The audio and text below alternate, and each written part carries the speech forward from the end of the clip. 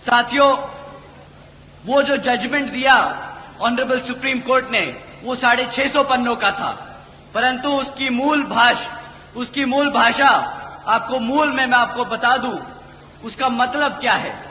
साथियों, उस जजमेंट के तहत अब राज्य की सरकारें SC/ST के अंतर्गत अपने राजनीतिक लाभ के लिए अपनी मर्जी से किसी भी SC/ST जाति को आरक्षण की सुविधा दे सकती है और अपनी ही मन मर्जी से उसको रिजर्वेशन की सूची से निकालकर, भले वो SC/ST हैं, बट उस SC/ST जाति को रिजर्वेशन के उससे निकालकर उनसे रिजर्वेशन छीनने का काम कर सकती है।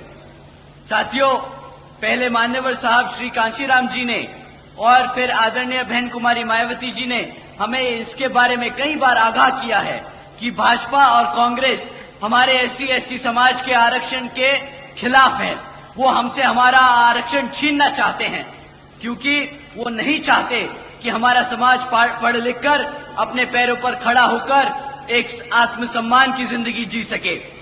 साथियों, भाजपा और कांग्रेस की ये सोची समझी साजिश है जिसके तहत ये जजमेंट पास कराया गया है।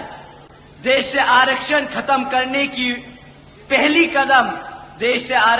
करने का ये पहला कदम लिया गया है। साथियों, आप सभी जानते हैं आरक्षण की मूल भावना प्रतिनिधित्व दिलाने की है, समाज को आगे बढ़ाने की है, लेकिन उसे बार बार गरीबी मिटाने की आड़ से बार बार आरक्षण को खत्म करने की कोशिश की जाती है।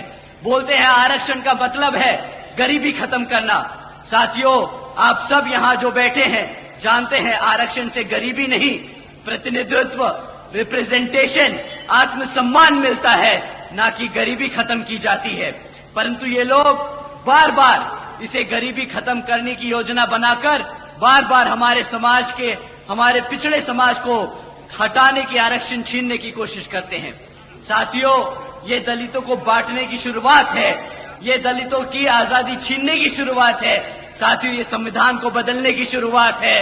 ये जो लाल किताब लेकर पार्लियामेंट में खड़े होते हैं शपथ लेते वक्त, ये सपा के लोग, कांग्रेसी लोग, भाजपा के लोग जो संविधान को लेकर शपथ लेते हैं और कहते हैं कि संविधान को बचाने का काम करेंगे, आज ऐसे ही जजमेंट पास कराकर हमसे आरक्षण छीनने का, हमारे संविधान को बदलने का काम कर रहे हैं। साथियों,